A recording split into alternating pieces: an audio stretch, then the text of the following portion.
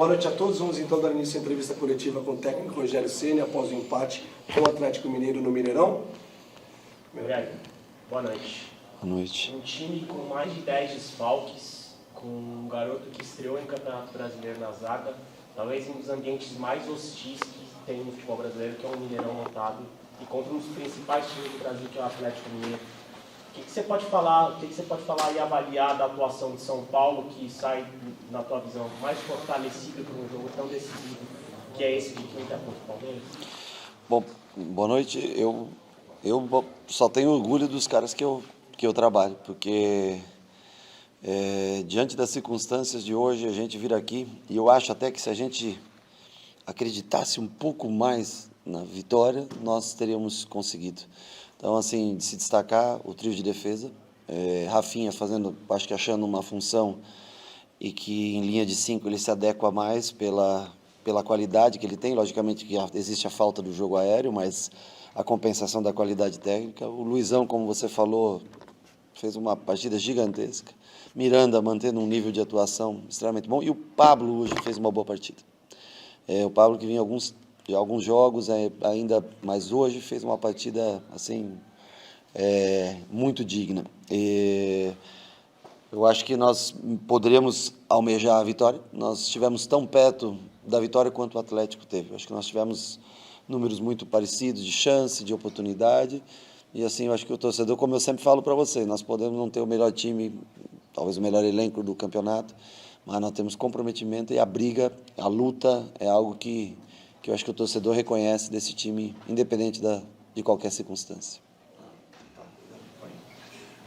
Rogério, você falou, né, desse momento do São Paulo, do jogo de hoje, poderia ter saído até com a vitória. Sim.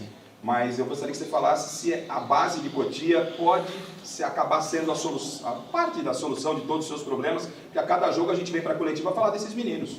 Eu acho que eles vão ajudar com o passar do tempo. Alguns já vêm há algum tempo, né? Igor, Nestor, Wellington, Sara, né? Já de uma maneira diferente agora, mas também ajudando o clube, que né, através do investimento que foi feito nele, ele dando retorno ao clube, e tantos outros jovens jogadores. E agora essa safra do Sub-17, principalmente, que vem subindo, né? Eu acho que tem que ter um pouquinho mais de calma com eles, vão ganhar minutos em determinados momentos. No futuro, sem dúvida nenhuma, eu acho que eles têm de ser a solução diante dessa situação financeira que o futebol brasileiro, não vou nem colocar o São Paulo, mas a grande maioria dos times do futebol brasileiro vive. Eu gosto de dar espaço, gosto porque eu vim de lá, eu vim dos meus 17 anos morando embaixo das arquibancadas do Morumbi, então eu sei, né, o quanto foi difícil chegar ao profissional. Depende muito deles, da ideia que eles comprarem, do comprometimento que eles tiverem, e mesclando com a experiência, a gente não pode deixar de se destacar. Eu acho que não Cotia vai resolver, mas Cotia pode ajudar numa mescla com jogadores mais experientes, contratações que venham, o São Paulo também precisa.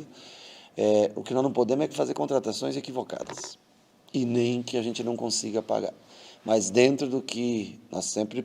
Eu acho que é um clube aberto a boas negociações, não pode cometer erro grotesco, porque senão compromete a situação financeira do clube. Então, nós não vamos...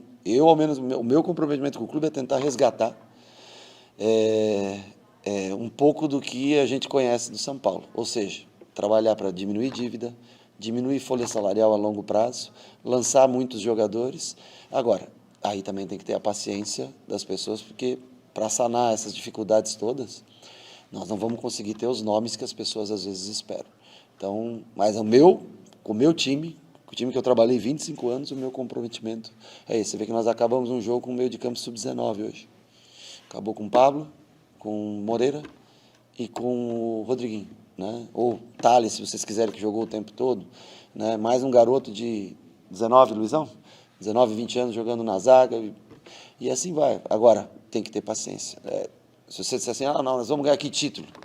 Não sei, cara. Nós vamos brigar pelo máximo de desempenho possível, chegar o mais longe possível, mas para você equacionar tudo que tem no São Paulo, que aconteceu de maneira onde o clube foi devastado, requer tempo. Seja comigo, com outro profissional, com esse presidente, ou no futuro com um outro presidente, com essa direção, com outra, mas requer profissionalismo, paixão e abrir mão de algumas coisas em detrimento de diminuir folha salarial, baixar custos e tentar restabilizar o São Paulo no mercado.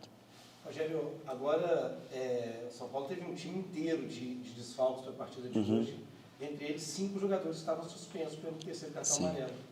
Quanto que te dá de alívio para, pensando em quinta-feira, você ter o retorno desses 5 e ainda a possibilidade do Nicão? Primeiro, me dá um alívio muito grande ter um dia mais de recuperação. Eu sempre repito para vocês, o jogo de domingo para quinta tem uma diferença muito, mas muito grande do que o jogo de quinta às 9h30 para o de domingo às 6h. Esse dia é um dia propício para a gente conseguir se recuperar melhor. Tem a volta do Léo, tem a volta do Diego, volta do Nestor, Luciano e Neves, né? Isso ajuda bastante. Nós vamos ter uma batalha muito grande na quinta-feira contra o Palmeiras pela Copa do Brasil e em seguida jogos de Campeonato Brasileiro de 3 em 3 dias. Depois de quinta é domingo, quarta e sábado. Ou seja, quanto mais jogadores nós tivermos... Quanto mais jogadores tivermos e também quanto melhor condição física esses jogadores que estão voltando do departamento médico tiverem, porque não adianta tê-los à disposição sem que eles tenham uma condição de entregar o que esse time entregou em matéria de... Pode deixar com seguro. Em matéria de intensidade no dia de hoje. Então, eu acho que esse é o mais importante, que os jogadores voltem. O Nicão pediu mais dias para treinar, e eu entendo que é importante realmente que ele tenha, porque o torcedor vai cobrar ele, o cara que nós contratamos do Atlético. Então, é justo que ele se prepare bem para quando retornar, esteja com força máxima. Rogério, eu queria te perguntar sobre 2 coisas que aconteceram hoje dentro de campo. Sim. A primeira é o protesto. Sim. Logo no primeiro minuto do jogo. E a segunda é um relato do Hulk na saída do campo, no qual ele teria sido ameaçado pelo Daron, falando que cuidado com o que você vai falar lá fora. É o que o Hulk falou que o Daron disse a ele. No seu tempo todo de futebol, você já viu um árbitro falar com o jogador, cuidado com o que você vai falar lá fora? Eu joguei quase 1.300 jogos, eu já vi tudo que você possa imaginar. Mas eu não vejo o Daron, mesmo que ele tenha falado isso, não vejo pela maldade, sim. Com maldade, não vejo com maldade, vejo como até uma autodefesa, porque há uma pressão muito grande dentro de campo. Acho que está havendo um preciosismo extremo do VAR. O VAR está, assim, eu acho que está chamando muitas situações.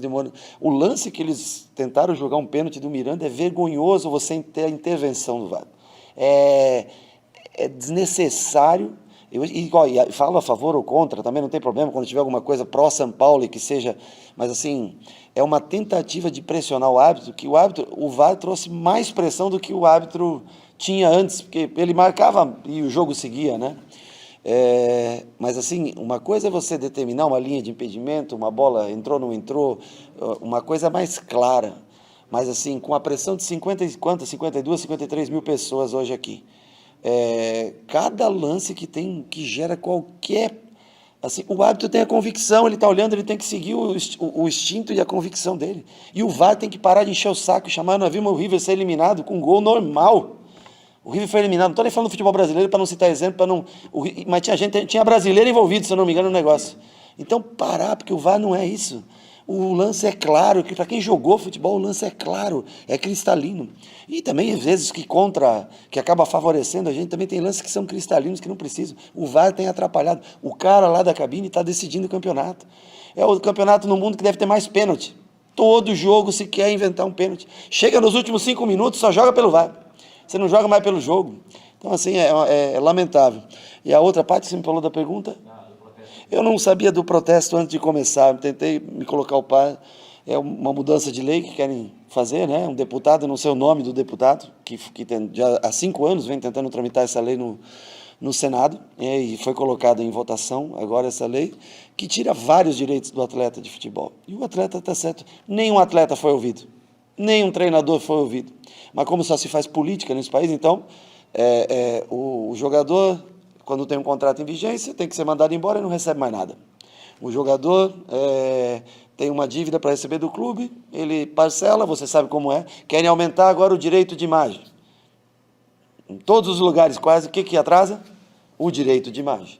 Então, assim, uma lei que beneficia... Aliás, o próprio sindicato dos atletas nunca fez nada pelos atletas. O sindicato dos atletas, ao menos da onde eu trabalhava, nunca fez nada. E continua agora o governo, agora investindo, ouvem os clubes. Não ouvem os atletas, eles estão certos em fazer protesto. Por que você vai tirar o direito de... É a mesma coisa que você tirar direito de qualquer de vocês, trabalhadores da imprensa. O teu direito você não pode... Você não é obrigado a assinar um acordo com ninguém, contratar ninguém, você é obrigado a estipular o valor que você quer pagar, mas façam as coisas direito. Não tramitar no Congresso uma coisa escondida há 5 anos, tentando tirar, não é nem benefícios, é direitos, são direitos. Tirar direito dos atletas, e um deputado que senta lá no ar-condicionado, enfia no Congresso, no Senado, para ser aprovado uma lei, sempre tudo no escuro, como é feito com tudo nesse país, quase. Eu acho que os atletas estão mais do que certos, e tem que ir muito longe, tem que contratar assessoria jurídica para tudo, para defender os seus interesses, sim. É de interesse, não adianta, agora querem abrir mais percentual para direito de imagem, sendo que a maioria dos clubes sofrem para pagar o direito de imagem. Não, se não tem condição de pagar por aquele atleta, vamos atrás de outro. Pagar menos, mas todos sejamos corretos. Rogério, eu queria falar individualmente do Luizão, né, que a gente citou no nosso Sim. primeiro papo. O Luizão entrou numa circunstância ruim, né, de lesão grave da Arboleda, suspensão do Léo e do Diego, que são os dois titulares, e teve uma ótima atuação no Mineirão. Essa primeira exibição dele de Brasileirão. Quais são as características do Luizão que chamam a tua atenção e quanto você acredita no potencial dele? É que a venda da dificuldade pode trazer oportunidade, né?